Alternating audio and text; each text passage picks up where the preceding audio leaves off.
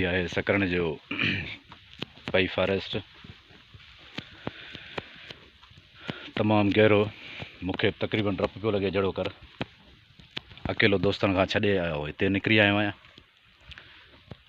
पर तमाम बेहतरीन लोकेशन है उन हिसाब से दिसजे तो तमाम वड़ा वण तमाम गहरो जंगल एक तो कुत्तो बचे पे पर हाँ अल्लाह मालिक असल में आऊँ थोरो थोरो कुत्ते का डरजंदो बि आहियां पर खैर भला हाँ थोरो भॼाईंदो खणी खणी भॼंदासीं पर उन खां पोइ बि बचण मुश्किल है वियो हलियो कुत्तो। ये खूबसूरत पार्क जो सदर अयूब के बंगले से गॾोगॾु है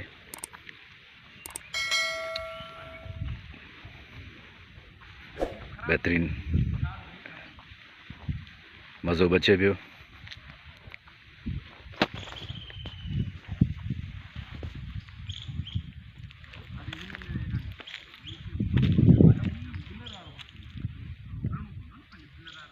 पर आउं दोस्तन के ॿुधाईंदो हलां त ही माना पई फॉरेस्ट जो स्टेबल थियो सदर अयूब के दौर का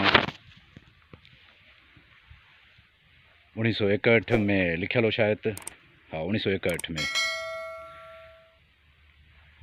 पर ये तो तमाम गहरो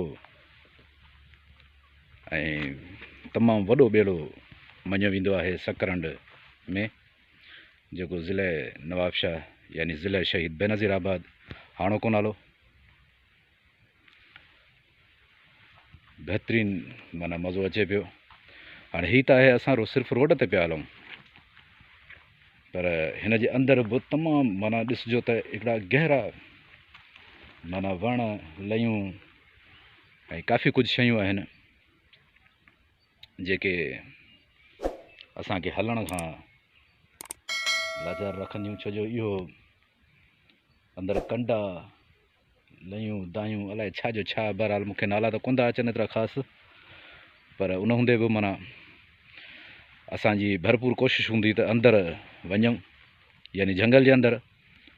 हूअं बि असां हींअर ॿेले में अंदर ही आहियूं।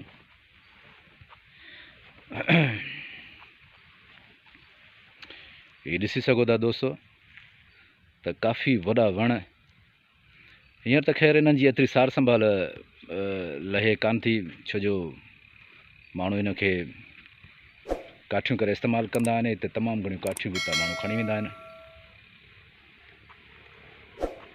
इन करे माना इहा शइ आहे।